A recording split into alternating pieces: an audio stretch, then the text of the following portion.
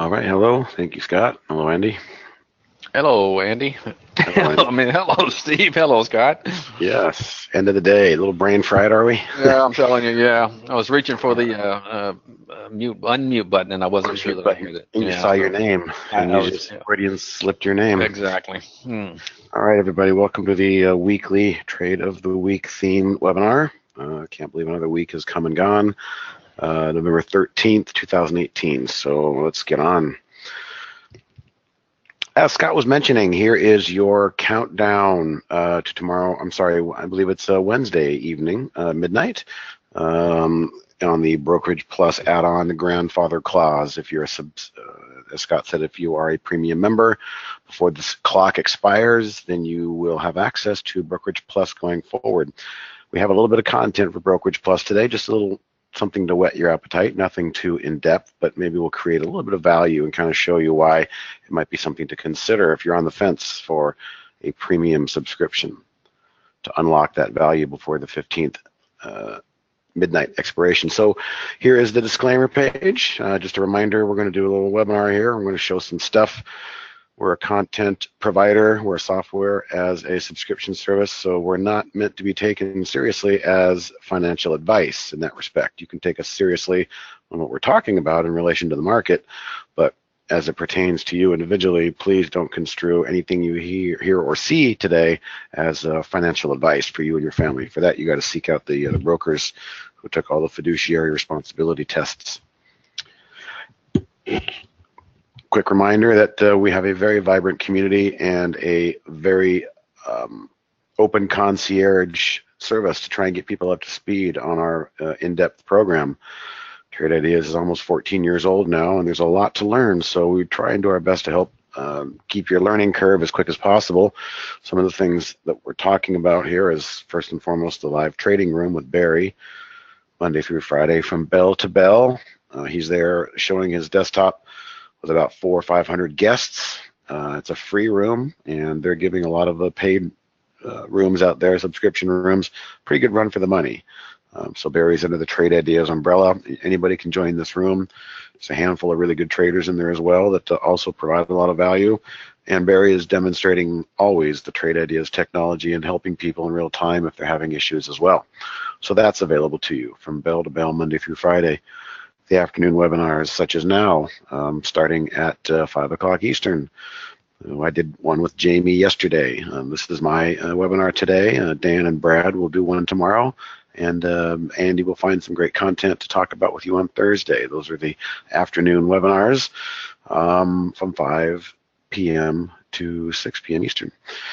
And then the support session on Friday. We don't do any webinars at all on Friday because we have an open 3-hour window. Again, letting you guys know, reminding you that we're open to help support anything you guys need. So every Friday, there's no set content. You guys come in and tell us what you need help with, and we'll take you out one by one. A lot of people actually just show up and sit back in the shadows and lurk because they learn a lot as well just by watching other people and their questions. So that's a good one. And then last but not least, the Trade Ideas University course. It's a crash course over 4 days. It's about 6 hours of content.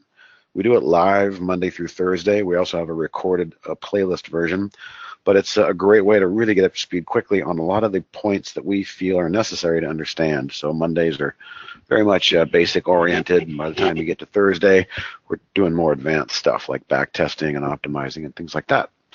So all that is always available to anybody. You don't have to pay a dime to include yourself in any of these to get as much knowledge as possible in our community. And this is just another slide showing where we kind of break down the different classes on the Trade Ideas University that I was talking about. So here we are with the ever-present theme that I like to use, man and machine. Trade Ideas is the machine, and we are the human being using our discretion based on the information the machine has given us. And like Paul Tudor Jones said, no man is better than a machine, and no machine is better than a human with a machine. So the human with a machine is really the stacked deck, so to speak. So let's move on. Today's agenda. Interesting market. I've got some choice things to talk about on the heels of talking about it with Jamie in his webinar yesterday. Andy will, as usual, talk about some of the things that happened today in the AI and how best to try and look at the AI as a bigger picture tool. The trade of the week, our mandate is to pick a long traded stock each week, not a short sell. And some weeks are harder than others to find good candidates, but we found something that we think is interesting, so we'll talk about that, Hostess Foods. And then what I want to show, as mentioned, I want to show the value of what one-click order does, one-click order entry with Brokerage Plus, and if you're connected to Interactive Brokerage. I will show some more as we move forward in the webinar, and then we'll finish. I've got 5 or 6 ideas to maybe mark up with price alerts just as a parting gift. We'll see how time goes, but I think we should have time. All right, so with that, let me bring out the big daily chart, and where I always start is with the S&P 500 spiders. I've got my new little tool here to try and illustrate some things. As I mentioned yesterday in Jamie's webinar, this is the moment that we lost the bulls right there. Prior to that point, we had a nice upward trending market, and every pullback was bought for the most part. And we had no reason to believe that this pullback was not going to be bought as well, except lack of follow through after that green candle, and then the giant red candle with the massive volume closing on lows. This is pretty much where we lost the trend and the bull sentiment, because ever since then it's been kind of a sell the rip. These declining 10-period moving average really had a lot to say on the price action on the way down. Well, as we bounced, as we did last week, and delete that, I mentioned back here it was really important that maybe we just do some sideways action and then we could possibly move higher. But yesterday kind of broke through that thesis because we broke much lower than I think we should have. We blasted through and closed below the 200-day moving average. We blasted through and closed below this gap, and here we are today. Interesting to note, as I pointed out, these orange lines I've been drawing, they've been in here for a while. These were not added today or yesterday. They're significant coming from past price action. And so today, look at the low end of today's range on this daily candle. It actually did adhere to that pivot level. But the bad news is it's still closing below the moving averages. I mean, it had every intention, it looked like to me, last week to try and maybe build, some action to move higher. But again, we lost that on this candle here yesterday. So now where are we? Well, we're going to try and fight to hold this pivot level, which has been support in the past. But again, the bad news is we've broken all of these moving averages as we were trying to build on something. So, I mean, I'm not throwing in the towel and saying that this was in fact the rip that should have been short sold and sold again. We don't know that. We're still in a real wishy-washy pattern here. Matter of fact, I'm sure Andy's chomping at the bit to say it's very quite possible that this could be kind of a little, inverted head and shoulders. We'll see, but it does make sense, of course, when you look at that pivot line right there that we did hold that line today. The bulls really need to get back into gear tomorrow and start putting some green candles back in here. Otherwise, if we lose and close below this pivot line, well, then this gap is probably very much in play down here. Going over to the NASDAQ, using the Qs as a proxy. Same kind of a thing. I mean, one could make the case for, are we shaping up with a little bit of a inverted head and shoulders here? It's very possible. I've seen it before. It can happen. But the fact that we didn't bounce much today, we closed again below these moving averages. And look at this. It's starting to roll back over again, that 20-period moving average. We're still well below the 200 moving average. So there's actually more concerning items here than there are constructive items, I think, if you're going to do a pro and con comparison. The NASDAQ, of course, was, I think, the leader on the way down yesterday. A lot of the tech stocks just got wrecked. I mean, let's take a look at what happened yesterday, especially in the semiconductor land. Well, that was the ETF. I'm sorry, SMH.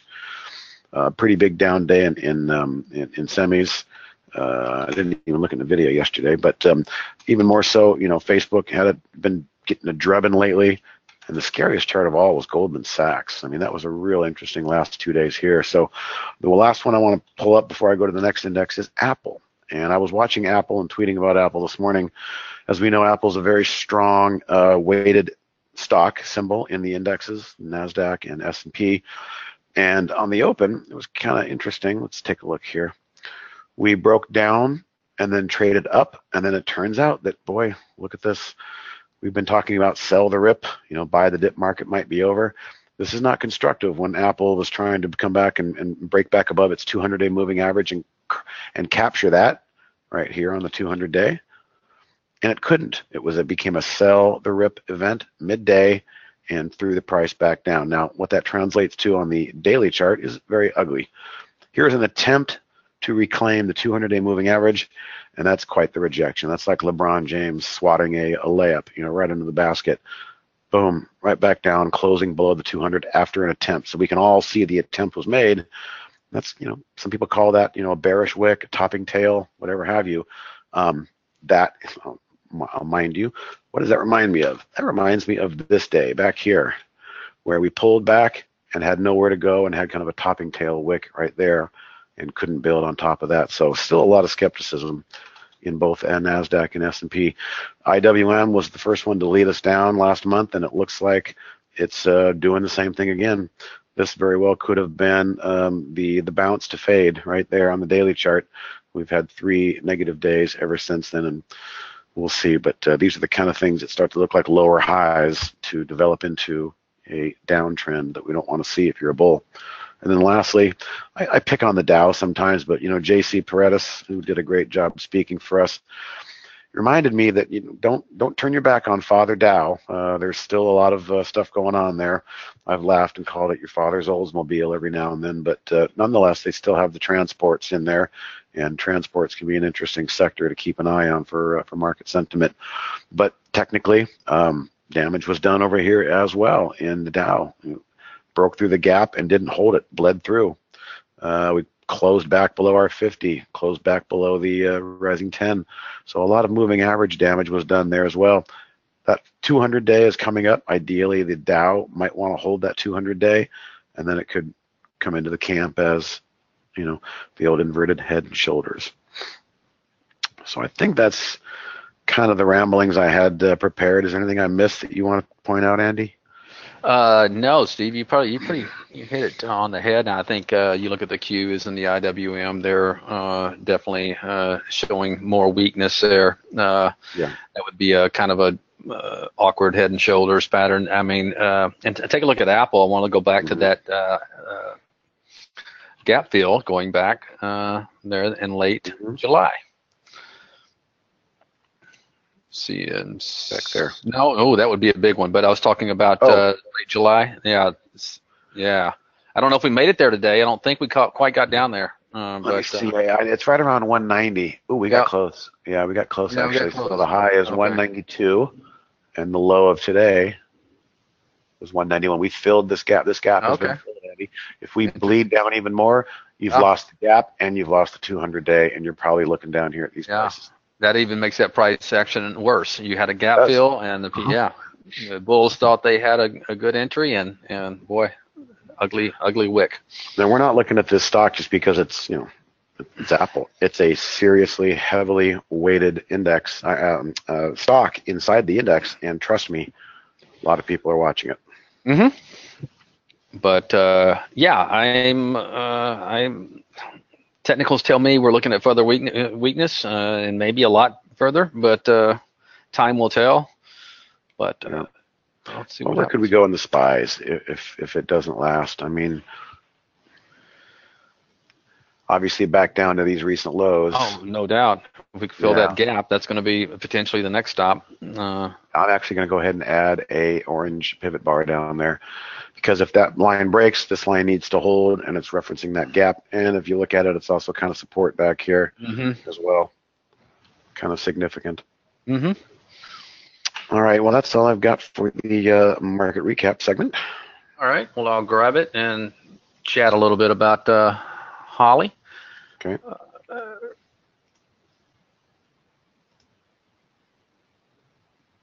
Got it? Yes.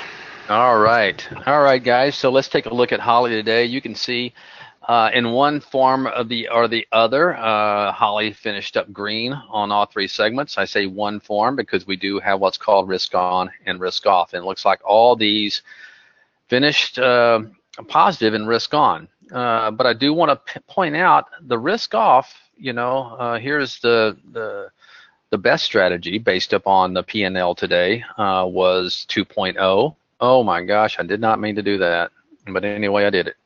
Yep. I messed up all the stuff I was going to look at. That's okay. We'll. Oh no. No, that's okay. Let me just pull it back.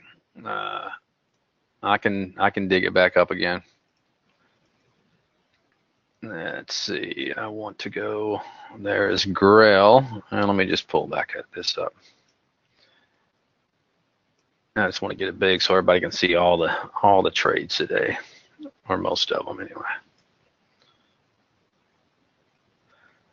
So let's first take a look at what Holly had to work with. I always like doing this because remember, Holly, we do this for reporting. And a lot of people say, well, why does Holly get out at the end of the day? Well, guys, you got to understand for our reporting, it's so much easier to close every position out at the end of the day. And that way we can do a daily calculation, tabulation of Holly's performances over time.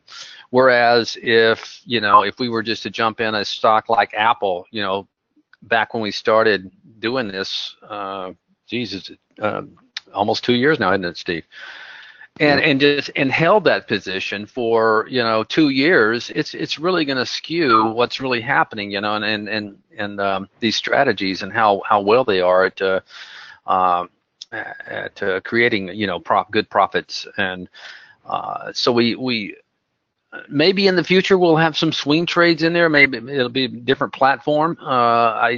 I can see that on the horizon, but for now it's easier for everybody if we just close out at the end of the day and start fresh every morning. So you're not coming looking at stocks that have been in our system for 6 months. So with that said, each day Holly starts fresh. And you can see here, let me get it back on the Holly 2.0 so we can kind of go over what I was going to kind of talk about.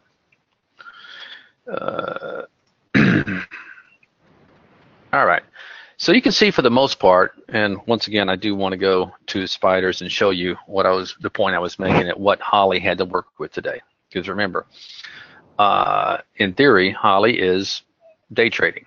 Okay, I say in theory because obviously she's not taking any trades, right now. They're just alerts with stops and targets.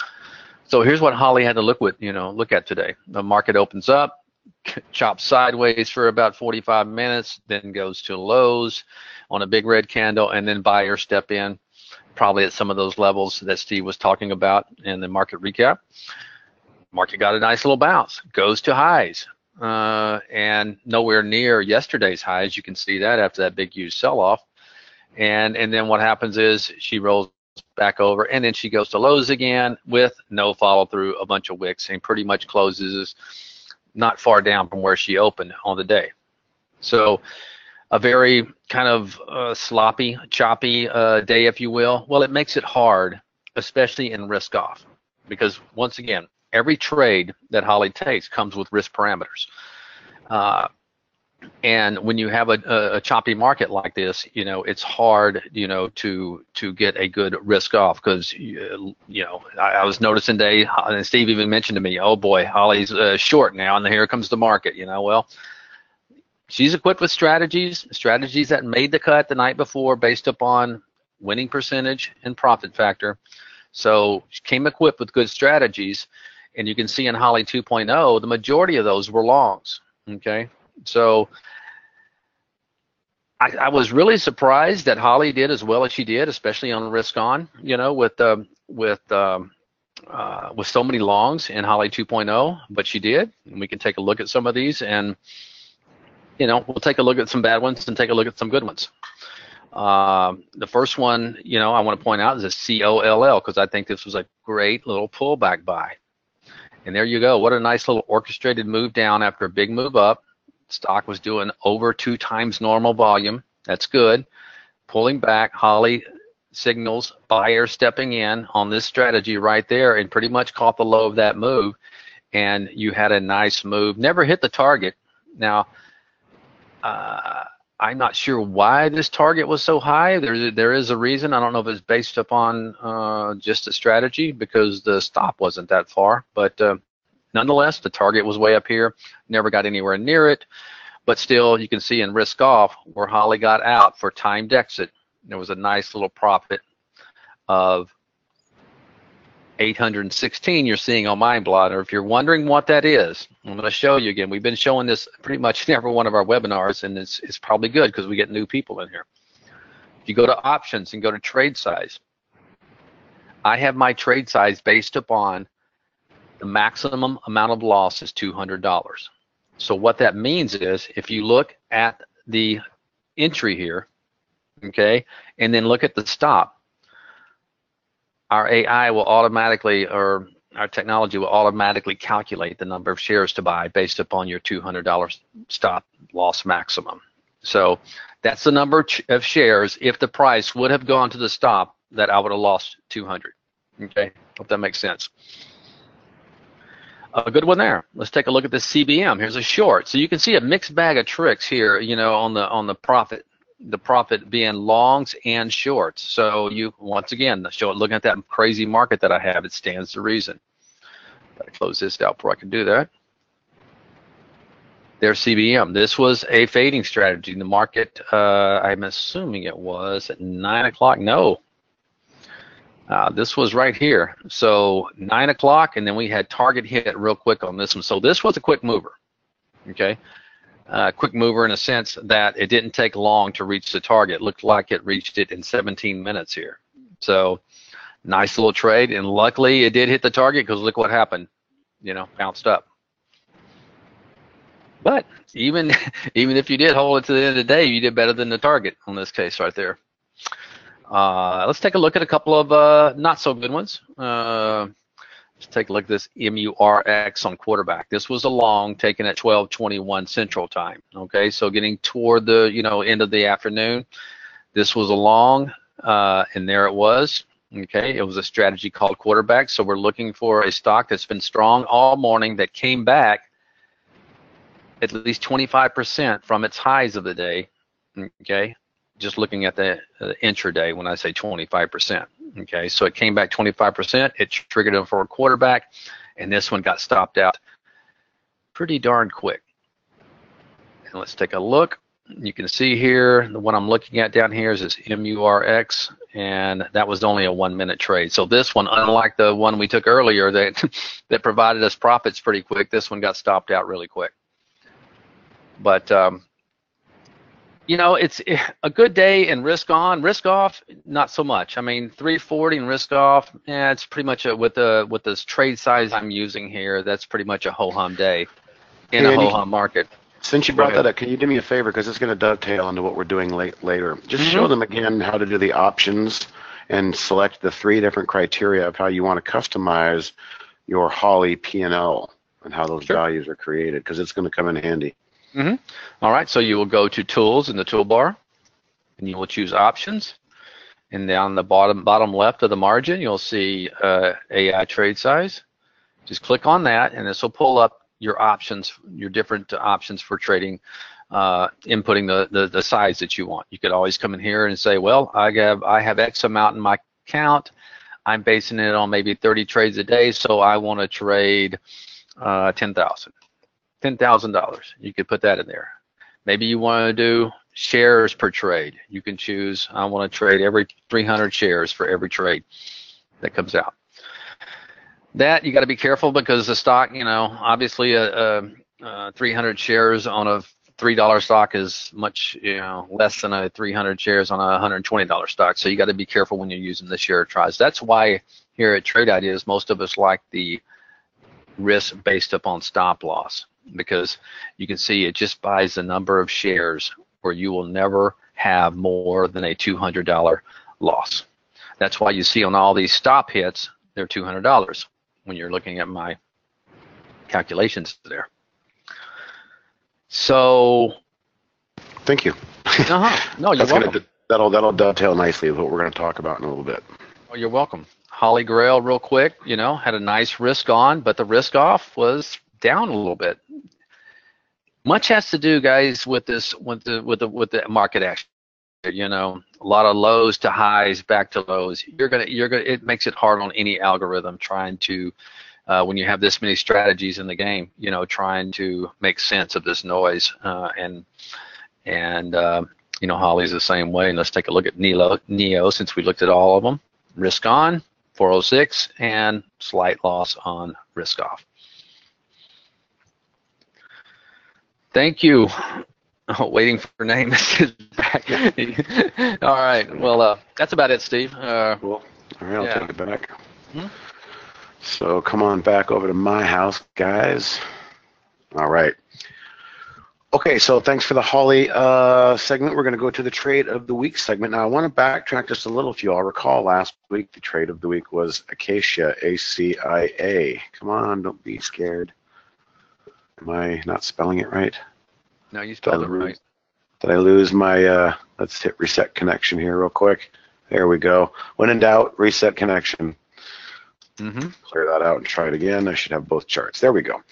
So last week was ACIA, and we never technically got our fill because remember, it was a pullback based on the pivot line theory on these orange lines.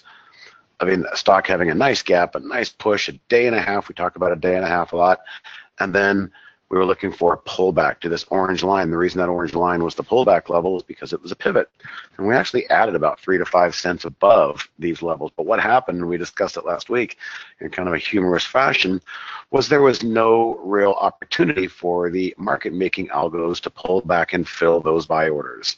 Now, if that was a wall of sell orders, I can guarantee you they would have pushed through them and reversed and bought it back, and there'd be a big, long tail wick right here. But they didn't want anything to do with the buy orders, and so they were repelled like two same ends of a magnet. They don't want anything to do with each other. And I'm talking about this day right here.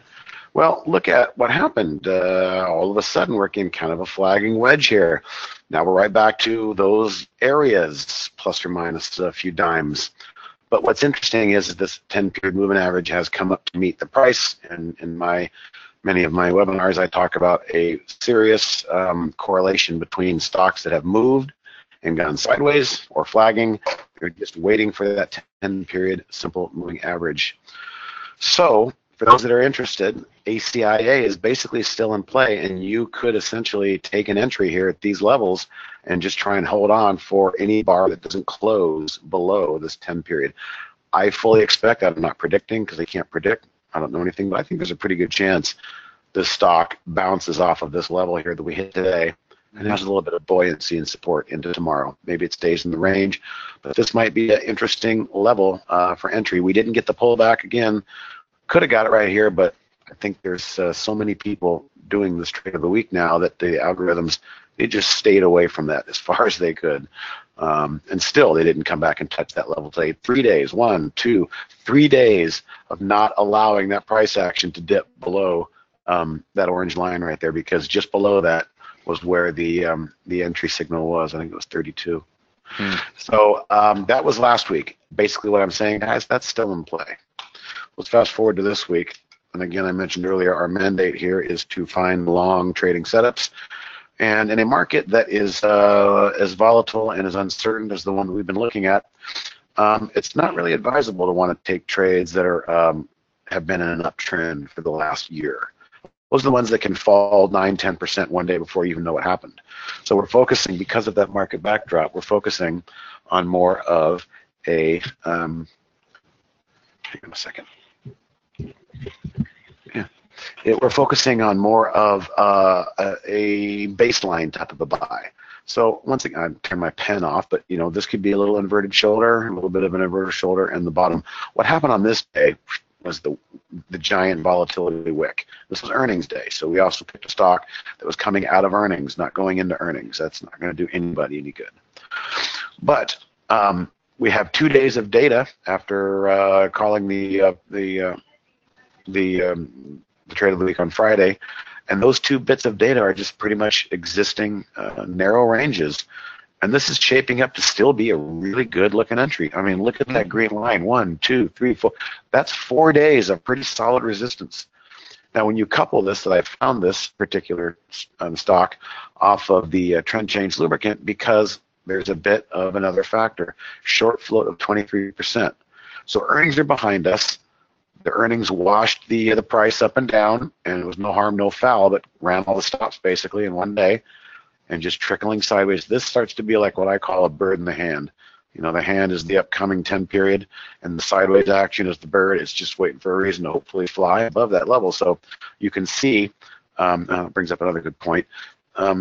Depending upon who your market data provider is, TWNK yesterday, according to Trade Ideas charts, ticked, I think, one trade at the level and then pulled right back. Some other charts I was looking at didn't actually register that high of the day. So the high of the day was our entry point by a penny. But I want to bring something forward to you. Let's say we're going back in time to yesterday. I'm going to go back intraday. All right, so we're going back to yesterday. Here we are. All right. This is yesterday's candle, and we're down pretty good. And we're down pretty good on the daily, breaking through all those technicals that I mentioned in my first segment. These are the underlying questions you want to ask yourself as a discretionary trader. Remember, human and machine. The machine gave us an interesting setup, but it's still the human's discretion to look at the major market and say, wow, we're pounding down on some new lows here. The market in general is under some severe pressure. Definitely more stocks going to lows and highs. Jamie demonstrated yesterday that his compare count window after 15 minutes of trading showed 62% favoring new lows and only 38% favoring new highs.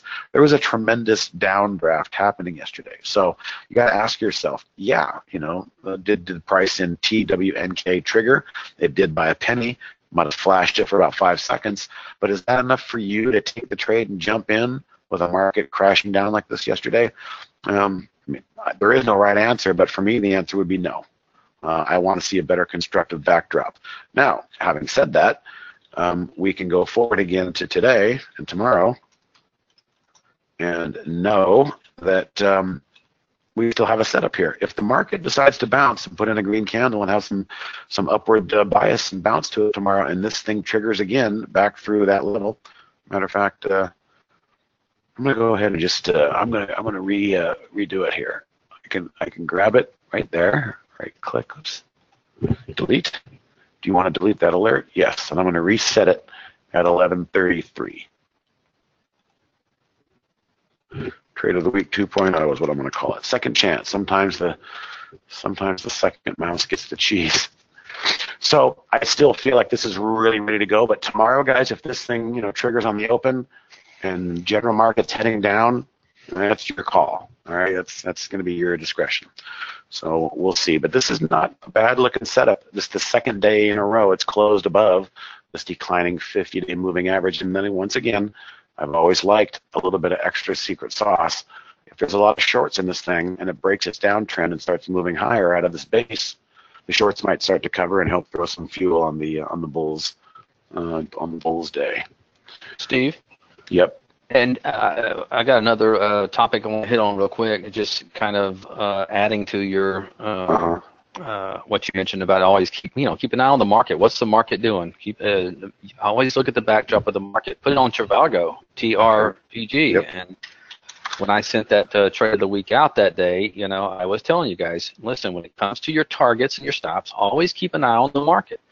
And here's one where you got the perfect entry. It came back and tagged right at our entry there, and you got over 10% move in this market. In this market, which, let's face it, it's been an ugly market, pretty much a bearish tape lately.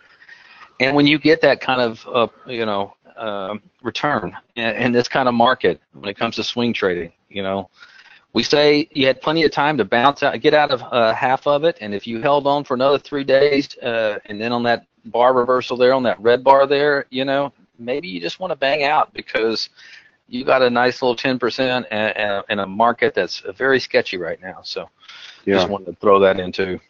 It's much easier to get big moves when the market's up, but if you are just looking at the chart on its own merits and going, come on, chart, you look great, well, you've got to remember what's going on in the backdrop. So if the buyers aren't in a buying mood, it's not going to help that setup very much that day.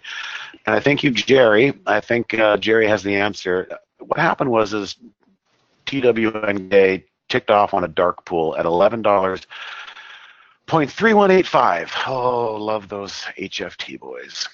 and 13 different dark pool exchange that they bounce around from. So it's a very nebulous call as to whether or not it triggered. But the good news is we can all look at this now and say, hey, no harm, no foul. I mean, we're back in the neighborhood. We're pretty much at the same spot. Maybe tomorrow we can get a better market that's more constructive to the upside, and this twink will actually push through and have some movement. Let's say we do get that movement tomorrow, guys. I'm going to give you a little something to watch out for. And Andy and I used to do this all the time in the mirrored trading account at Ditto Trade. Once we got our move, and that would be, hey, this thing's boom, green candle, it's up 3 or 4% on great volume, and it closes on highs. I'm being hypothetical, of course, but wishfully hypothetical. Let's say that happens. Get ready for a day and a half. There's something about these moves. Once they have a nice explosive move out of a range, you can only keep the attention for about a day and a half before the sellers start coming in on the second day after lunch or at lunch and taking profits. So just remember, day and a half. You get in your move on the big chart, boom.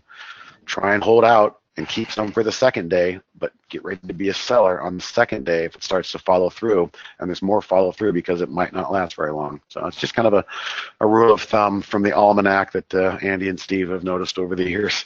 I don't think there's anybody else out there saying that. That's just kind of our observation. All right, so now what I want to do is I want to sidestep into what everybody's been talking about, Brokerage Plus. Brokerage Plus is a really interesting tool. And the way the marketing is shaping up, as you heard, the shot clock is ticking, just under 2 days now left, midnight on the 15th. If you have a premium subscription through Trade Ideas, you essentially have the Brokerage Plus module to work for you. The second part of that comment is if you want to make it work to its full extent, you're going to need an account with Interactive Brokers. So I want to show you maybe what some of the value might be for somebody who's sitting on the fence right now thinking, maybe you got a standard version. Should I upgrade and take advantage of the grandfather clause? And if I like it, great. If not, I can always go back to standard. If you're thinking about, taking that premium subscription in the next 2 days, here's something to consider. Right now, nobody, well, I shouldn't say nobody because the testers, Dan and Brad, are auto trading the AI, and that's going to become a feature early in next year, 2019. But right now, some of you might not be aware that, let's use this example, of course, of the good one, COLL today. And boy, this was a great trade as well. Early strength, nice 3 15-minute candles pullback, and the entry just so happened to be the perfect spot of the pullback right there. And it was a nice, very nice call. No pain whatsoever. So let's say this came through, and you're seeing this right off the bat, and you're like, oh boy, I like these 3 dots back. I like this entry. The logistics of turning around, logging in, being logged into your broker, typing in the symbol, buy, and then here's the operative part, guys. This is why I had Andy show you this part earlier, the mental gymnastics of trying to figure out how many shares do I buy to make sure I don't lose more than $150 if the worst case possible of a stop loss occurs. So you got to, know what the stop loss is, know what the current price is, know what the difference is, and then calculate that into a share size. That's it's a pain in the ass. So what's nice about what we call one-click trading, and I'm going to demonstrate that right now. And guys, I'm going to give you a caveat here. I don't use this. I'm learning it. I'm trying to learn it ahead of everybody else so I can help support it. I'm not an auto trader. I'm not a day trader. I prefer the swing trading time frame. But I want to demonstrate how easy it is that you could be if you saw something come out here on Holly in real time and you look at it and you right click. And notice that I have here that says Trade COLL. If I was connected to Brokerage Plus and had an interactive brokerage account, I would have one more option here. It would say Trade COLL, and it would have a submenu, and it would give me a couple different choices.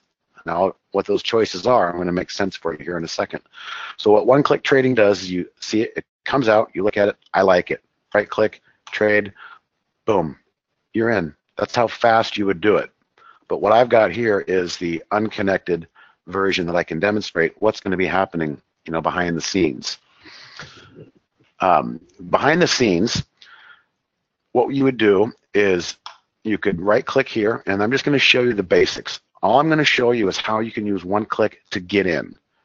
The trade management is up to you. The exit is up to you, although we can talk about exits in the future using the automated Brokerage Plus. It's just a bit more in-depth. I just want to keep it a little simple here for the people who are maybe trying to find some value in subscribing to the premium version. So what I'm going to show you is the behind the scenes strategy. This is the stuff that we set up beforehand. And here it is right here. This is very important. I'm going to type in here Holly entry. And this is going to become my one-click setup. So when I do what I showed you, right-click trade, everything's pretty much already set up. Let's go through this real quickly. Initiate trades. This is just like our back testing technology for those of you who have used the back tester. I can determine when I want the trades to occur and when not. What I really want to show you is position sizing, and this is exactly what Andy showed you. Fixed dollars, the fixed share amount, and as Michael Noss, the resident virtuoso user of Trade Ideas Automated Brokerage Plus says, the best thing to do is to take advantage of the calculate based on stop loss. So I would go here and just like I did in my other settings, $150.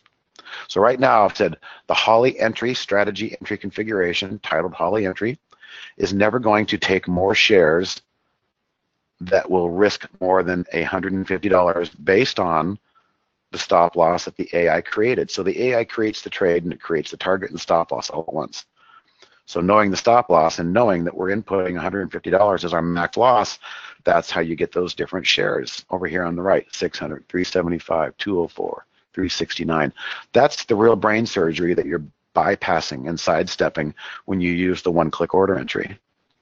Now again, we can get into more stuff on stop loss and targets, but one last entry, limit order is the one you would probably want to use. It means you're going to be buying. And here is the interesting part, this limit offset. I'm going to explain it the way that Michael Noss told us to explain it to people. Negative numbers mean you're being more aggressive. So I'm going to put in -5. And what that actually means is I'm being more aggressive by a factor of 5 cents from the current offer. If the current offer was $11.50. The order that's being sent is going to be a limit order not to exceed $11.55. This is going to become very important in getting a fill, especially if everybody's trying to grab things at once. It's going to be real important how aggressive you are on getting the order. So for just keeping things simple and getting you into the trade, forget exiting, getting into the trade on a one-click order, you'll do something similar to this. You'll create the mode that you want to call it. You'll create the share size maximum loss on the stop loss, and you'll say how aggressive do I want to get on my limit buy. Do not ever use market order. They will take advantage of you. They will shake you upside down and take you for your last penny every time. Never give them the satisfaction of a market order. Limits are the best, and then you can define how far above and how aggressive you want to get. Just remember, negative numbers are more aggressive than positive numbers. So when you're trying to reach above the offer, that's what you're going to want to do. So I'm going to stop here. I'm not going to go into the deeper stuff of stop loss and targets and trailing stops. We'll save that for another time. But notice Holly entry. Let's save that word. Click OK. So when I go to click, what's going to happen if I was in real time? I see the trade, right click, trade. A new menu will open up, kind of like these do. A new menu will open up, and one of them will say Holly entry. So it'll be click, click, boom, you're there. Using the Holly entry risk management parameters that we were setting up there. So just a quick little overview of what to expect and maybe what you can expect to gain using the one-click button. And as it is right now, guys, everybody can currently trade every new Holly instrument that comes out just using the one-click. Not to be confused with what's coming down the road soon, full auto trading as it relates to Holly. And just a quick observation on that, we're providing, you know, a Gibson guitar and a Marshall amp and putting it in the hands, and you can't expect to be, you know, Eric Clapton right off the bat. This is really advanced stuff. So just don't think that it's any shortcut to learning about market dynamics and trading. It's really advanced stuff. I just want to remind people of that. All right, how are we doing on questions here? There are days when Holly is very inactive. Somebody's asking, is there a day when Holly doesn't have any triggers? And there are days when they're very inactive. You might go into maybe an hour and a half into the trading day and maybe only 3 or 4 trades total. But that in itself should be a cue. You know, if you look at the canary in the coal mine, if the AI is not finding a lot of opportunity and making a lot of trades, you should probably feel the same about your deal. The only day that the Holly had 0 trades was the day after Brexit, when we had that huge gap. That's right. That's right. The quarterback strategy for smaller, large cap, I don't know if there's a definitive reason for one or the other. I think I've seen it trade both, the quarterback strategy. Let's see, just realize you can click on the expired price, move it to where you want it, and it will be active. Okay, I didn't know that. Sometimes Holly needs to sleep in the same as anyone else. Yes, David, Holly does get tired sometimes. All right, so again, that was just a little rehash of how easy it can be if you're going to think about doing the grandfathered deal, because after the November 15th, there is a one-time licensing fee for Holly. And it's going to be kind of like the Tesla model. There's only going to be so many people accepted in the first wave. And we're going to close that down and use that as a building process for the next wave to be announced. Yeah, I'm so glad you showed that, Steve, on the eve before the deadline comes. Because one thing Brokers Plus will do, and you'll be able to set up, he showed you one way to set up, but you can set up as many strategies as you want to using whatever parameters you want for targets, stop losses, and all that. One thing that it will help do is it will help take out some of the emotion, involved in trading. Because let's face it, how many times have you been in a trade and you say, okay, if it gets here, I'm going to stop out here, and then of course it gets to that stop and you start finding reasons why you want to stay in. This, this will take out those emotions. Your stops are in there. Now, that being said, you probably want to use strategies where you don't have a lot of 5 and 10 cent stops, because the algos will get you. But as long as you're, using 25 cent plus stops, I think you should be okay. Jerry brings up a good point. Could you also use Holly as a sector rotation guide and parameters? Yes, you could. And we talk about that all the time a lot, Jeremy. But the problem is you kind of need to know what's what. We look down and we all know that Halliburton and COP and some of these others, they might be oil service stocks, but that might not be as obvious to the average person. So as we go forward, there's going to be some sort of a dashboard that I'm going to help try and push some of the metrics on that show in the bigger picture. Now, is the AI, all 3 segments, are they net short? Are they net long by a big factor or a small factor? Or is it just neutral right down the middle? Or is it all long, all short? So there's a lot of directional bias information we can glean and play with.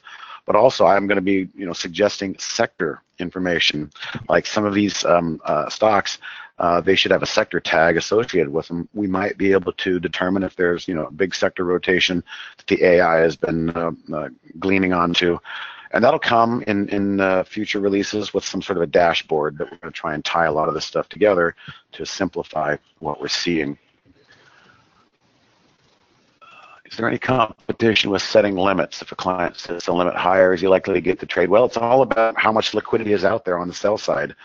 And that's not even factoring some of these HFTs might be showing stock for sale on the offer and decide to back away, as they so often do, before the trade hits them. So, I think mostly from what I'm seeing in the auto trading world, you're going to have to expect some slippage in the amount of 3, 4 to 5 cents. So I think if you want to get a fill, you're probably going to want to talk about a 5 cent delta, the difference between the current offer price and the 5 cent overreach that you're going to do on your limits. If you have 5 cents in there, I think you're going to be getting more fills than you would with just 1 cent. All right, what I'm going to do now before we leave is I found a few trades on Holly, and I'm going to set some price alerts. The first one is just straight up our trade of the week. It's still in play, so we're going to include that on that list. The second one, I don't recall where I saw it, but I saw it at some point today. Spirit Airlines is just kind of doing a long elongated flag up here and just a bit of a short float. I'm just going to, if this thing wants to go to new highs and the market helps, we'll know about it. So 54.50 on this one. And then I have a few, the remaining ones that we're going to put on this list, and I'm going to share with you with a cloud link. Is these came from Holly today. I always go through every single trade of the AI, and if there's anything that looks interesting on the daily chart for further consideration, I'm going to follow it. So here's a nice break of this little minor downtrend, and sideways, sideways, sideways action. I'm just going to go ahead and mark up. If this thing wants to move higher, we'll know about it. 45.96.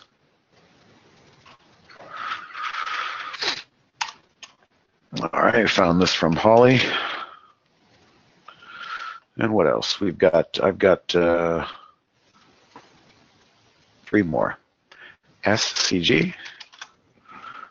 Okay, really nice sideways action after the big move, and look at what is driving the price higher. Our old friend, the 10-period moving average. So this could have a date with these highs back here, 41.85, and we'll mark that one up. 41.85 from Holly. And 2 more. JQC. Again, these were all from Holly today.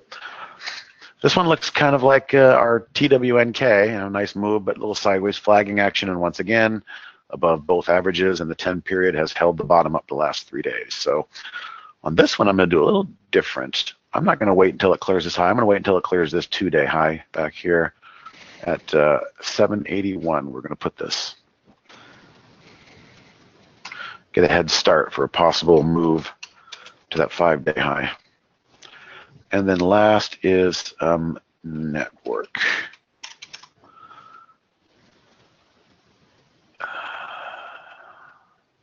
Average daily volume's a little thin. Keep that in mind. But after a big sell-off, look at this. I mean, everybody that bought the breakout here, they would much rather have this opportunity after a giant 3-day sell-off. The 50-day moving average held. I'm just going to put it on yesterday's high. 827, so we'll go 828 to yesterday's high, and that could be it. I'm going to put on here too, maybe 1.5-day hold just for a simple bounce. And that's all I can really see that I would be interested in sharing in this market. There's not a whole lot. There's no shorts obviously in here. If these things trigger tomorrow, they will trigger for us all at the same time. And just take a look at the backdrop of what's the market doing, what's the sector doing, and it's up to you and your discretion. So the way we share these is highlight them all and share, right click. I'll get a cloud code. So this cloud code, when you accept it, will basically add those price alerts to your existing price alert window. Price alert share, and there it is. And that's pretty much all I got. You got anything else, Andy, before we bring in Scott? No, looks good. You got some good looking charts on there. All right, sounds good. Look at the chat window for those that want to receive that cloud code, and it's all yours. And Scott will come in and talk a little bit more about this Brokerage Plus thing. And I think we're down to 1 day and 6 hours. So that's midnight tomorrow night, guys. Mm-hmm. Double checking that there, pretty close. So, Scott, you want to confirm that? Yeah, it's actually tomorrow at midnight's the cutoff. Maybe the earlier countdown. Perfect. Yeah. All right, so we're ready to go. All right, yeah. Those items on the way out. Make sure that if you're interested in Brokerage Plus, you check out trade-ideas.com/brokerage plus, because you got about a day to make up your mind if you want to be grandfathered in. And there also is a promo code that we'll be giving out later on that you can use to take advantage of that. So act soon. Hopefully everyone's seen the videos from the event, but if you haven't, go to trade-ideas.com/Summit Video 2018, and you can watch everyone's segments. There's a lot. It's like 8 hours of content, so you might not get through it all in one afternoon, but bookmark that and check it out. We've got, let me see, a podcast coming up every week on Fridays. Search for Trade Ideas Podcast wherever you listen to podcasts, and add us as a subscription. There's some great archive episodes with guests in there too if you hunt through the back catalog. Also, it's been a year for the ebook because it has been a post-BTFD market we saw starting in February. If you don't have it yet, you got 5 strategies. Andy and Steve both contributed strategy chapters to this book. So go to trade-ideas.com/ebook and get that download link delivered directly to your email address. Very timely. It's a good resource and to have in your trader's toolbox. And here's the code I mentioned: 15% off your first month or year of Trade Ideas with all caps. Save in NOV. Save in November. NOV. Use that also to upgrade. So you can, if you're already a Trade Ideas subscriber and you decide you want to get premium, just go to the homepage, click on the login in the upper right, and go to change my subscription and apply that code to save. If you're a new subscriber, just go to the purchase page, plug it in when you're on the checkout, and save 15% off your first month or year. It's best applied to the year of premium. That'll get you Brokerage Plus grandfathered in as long as you do it before end of day tomorrow. We'll have a recording of this up later on tonight or tomorrow. Send all your questions to info@trade-ideas.com and follow Steve on Twitter @TodayTrader. I've also got the main account at Trade Ideas, and on Facebook it's Trade Ideas Pro. That's the page to like to get all the updates so you can share it with your friends. Thank you, Andy and Steve. All right. Thanks. See you next time. Bye. All right. Thanks, everybody. See you Thursday.